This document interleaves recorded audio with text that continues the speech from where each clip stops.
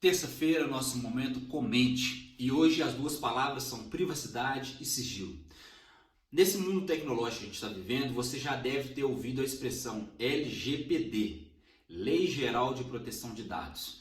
Geralmente agora os bancos, as empresas, eles estão inserindo isso nos contratos, inserindo isso nas relações para que os nossos dados sejam protegidos. De que forma?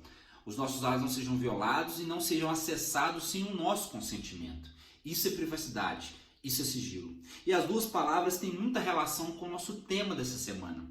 Aliás, quando nós pensamos em privacidade e em sigilo, a gente lembra de controle de acesso pessoal. Bom, a lição dessa semana traz uma frase de Luiz Brandeis, que é um juiz da Suprema Corte dos Estados Unidos. E ele diz uma simples frase, um conceito para ele de privacidade: é o direito de ser deixado em paz. Privacidade e sigilo. Geralmente, quando falamos de sexualidade, ainda é um assunto que traz muito tabu, traz muita vergonha.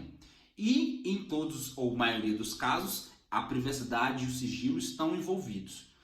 Você não sai, às vezes, por aí falando das suas relações sexuais, das suas relações matrimoniais. Você não sai por aí dizendo, contando para outro das suas intimidades. Isso é privacidade, isso é sigilo. E aí o nosso guia de estudo ainda continua. É também o respeito pela autonomia individual, desde o direito de proteger seus limites físicos até o direito de controlar o uso de sua identidade. Não é necessário que a gente chegue numa fila de supermercado, por exemplo, e fale sobre a nossa opção sexual. Não é necessário que, diante dos meus colegas de trabalho, um colega da faculdade, enfim, eu exponha as minhas intimidades relacionais sexuais. Isso é privacidade, isso é sigilo. E aí, mais um conceito é adicionado a essa nossa conversa. Nós já falamos de vergonha, de culpa, e agora estamos falando também de privacidade e sigilo. E o nosso guia de estudos ainda continua. Quando uma pessoa casada não fala com um amigo sobre as suas relações sexuais, é provável que seja uma questão de privacidade.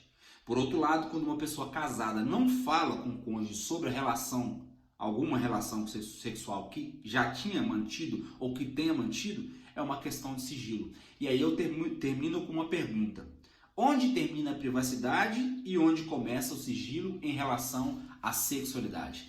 Pense com você, ao estudar, ao analisar esse tema, pense aonde começa e aonde termina. Vamos imaginar isso juntos?